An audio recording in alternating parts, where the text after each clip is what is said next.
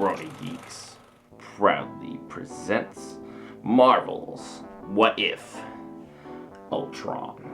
The following audio may contain coarse language and other materials that may not be for a younger audience. The opinions expressed in this audio are solely those of the speakers involved. These conversations may contain spoilers for current media such as games, comics, movies, television shows, and more. Grown Geeks makes no claim to ownership of the various media discussed, simply the opinions expressed. Listener discretion is advised. Hey guys, see you in the Facebook group 1400 strong. Be sure to swing on the YouTube where we're 144 strong. Need some of you to hit that subscribe button. It's free, really helps the group out. And be sure to listen to us on any and all of these audio listed above. They're beautiful, they're pristine, and we got all the latest content posted up by yours truly. Without further ado, Marvel's What If Ultron. And we have What If I Smack the Shit Out of You. Will Parker, how you doing? Hey man, Hurricane, it seems like this smacking the shit out of people is going both ways, but yo, I'm with it. There was a lot going on in this episode. There was a lot to unravel. I am your host, 2020 Vision, doing what I can to discuss all things Marvel with the man, the myth, the legend himself. I need your quick thoughts, quick synopsis on the episode. Hit me with what you got. This is kind of going where I thought it was gonna go. That's what that. So I'm happy with how everything, turned out. It makes sense for this particular character, and yeah, just want to see how they keep rolling with it. So I'm happy. It's a good episode. It was definitely an insane episode, and to think that the two Avengers remaining out of everybody would be Hawkeye and Black Widow is a little far-fetched. But at the same time, it makes sense given the position of everything. It They played a very good part, and it was kind of hilarious to see the Watcher be like, "Come on, Hawkeye, be useful, do something, do it, come on, just look. That's all I'm asking. Just look in the box. Just look in the box, man." And it was up to Black Widow to once again be the key character in this series and continue to keep doing badass things that she is in fact doing for the Avengers, holding it down. I thought that was very nice. Yeah. As far as the character development goes, how'd you feel about the Watcher this episode? Uh, I enjoyed it.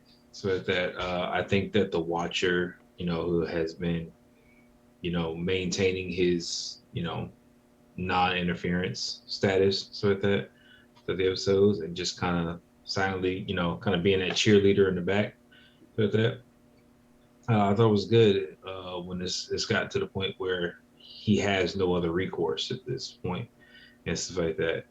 And I think that that's very important because you can make a vow, you can do a lot of shit, but when shit hits the fan and saying you ain't got no other options like that, sometimes you get desperate and you do what you have to do to survive. So it makes sense. And he got so desperate that at this point in time, he nearly interfered the first time.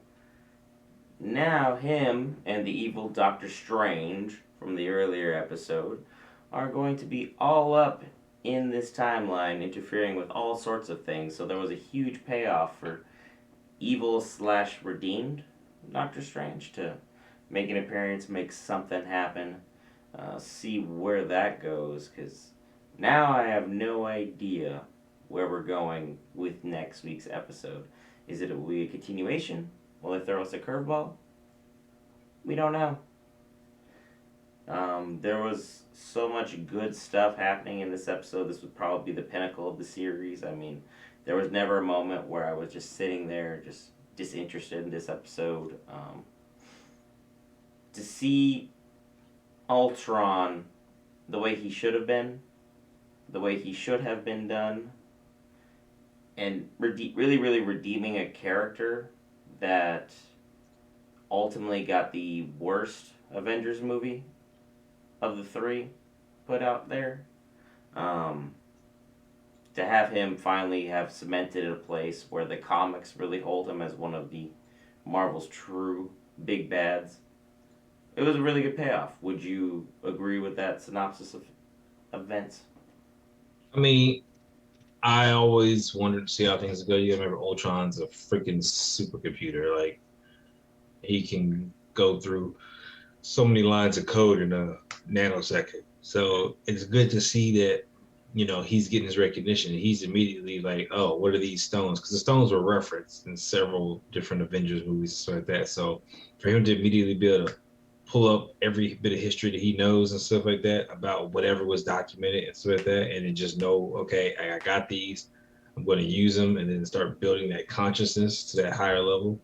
It makes sense. So at that, and I think I said one of the other episodes I was talking about, I was like, yeah, you know, we saw zombie Thanos. I'm like, yeah, he's not the big bad. It's someone else. Something else is going on.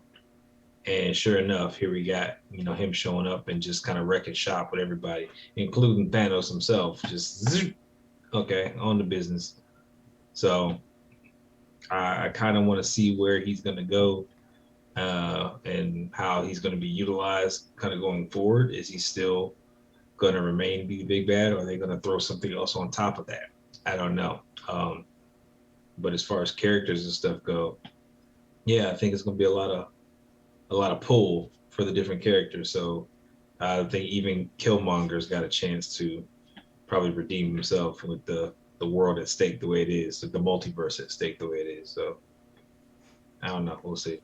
There's a lot of red string lying loose in this episode. There's a lot of red string lying loose in several other episodes. Like, will we see the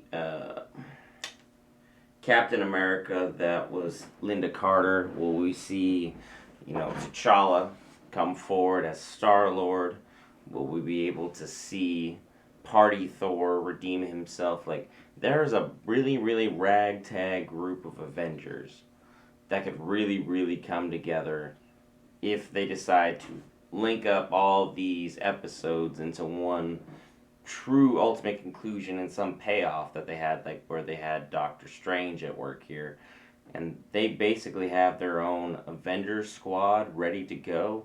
Every single member was either already in place or added currently to place.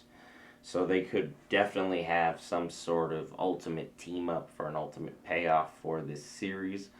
Or they could slow play it because Marvel has been very, very good about pacing things at a proper time and scenario in which they get the ultimate bang for their buck and the ultimate payoff for not only the viewer, but also for their bottom dollar. Because, I mean, as someone who's as passionate about Marvel as you are, you very, very much understand that Marvel will get their money, and they always do it in the right way where the viewer is quite pleased with the product put out there.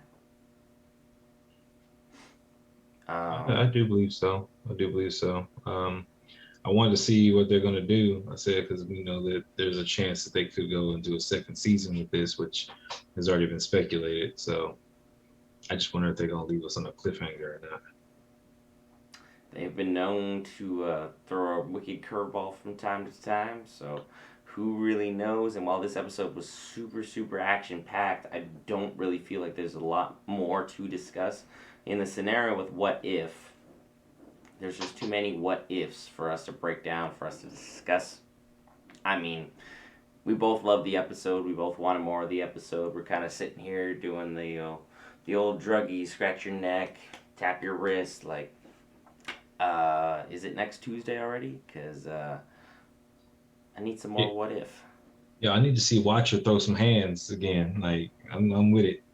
I mean, he literally was holding himself up against a full Infinity Gauntlet version of Ultron, and getting in a couple good licks there and holding his own. So it really shows that his power scaling is on a whole nother level. But for him to say, "Hey, I need help,"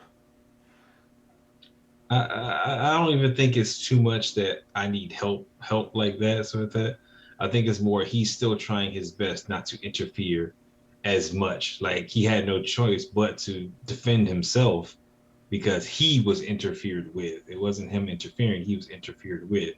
And now it's at the point. It's kind of like, think about it. Like you're a referee in an NFL game. You got freaking, a player that comes up and walks up on you, whether you at a basketball game, soccer game, but they gonna, hey, no, get up on my face. They're gonna fight back. They're not gonna just let you run them over unless they just bitch make it. I don't know what to tell you, but they're gonna say some shit. Like I've seen some pretty tough, referees so stand up to players and all that kind of stuff. So same concept here. Watchers mind his own business, kind of watching everything, and then it's like, hey, you fucking with the wrong one, and he gonna learn that Watcher don't give a damn. Like, hey, I'm not gonna sit here and just lay down and take it. I'm gonna whoop your ass to get you up off me, and then figure out whatever other recourse he can. He's still, I won't say a pacifist and stuff like that, but he's still restrained at this point, I believe. So There's a lot more to discuss, there's a lot more to break down. But at this point in time, is there anything else that you feel is necessary for us to cover, or is there just basically, hey, fans, wait till next week? hey, hey, wait till next week. Just make sure you check it out. Watch through the series so that. Look for the little Easter eggs. President Stephen Rogers and stuff like that in the background. Like a lot of good stuff is being shown in there, and we don't know how this what if series is going to translate to the MCU. So keep an eye on everything. Just pay attention to it, and we'll keep talking about it as the show goes on. And in the meantime, as you guys will be waiting a week, go check out Star Wars Visions on Disney Plus as well. An amazing series that me and the man, the myth, and the legend of Marvel, Will Parker, already broke down our synopsis on the series, but we want you guys to take a look at that. Take a look at the video that we have posted within Grown A Geeks, and be sure to hit that like button.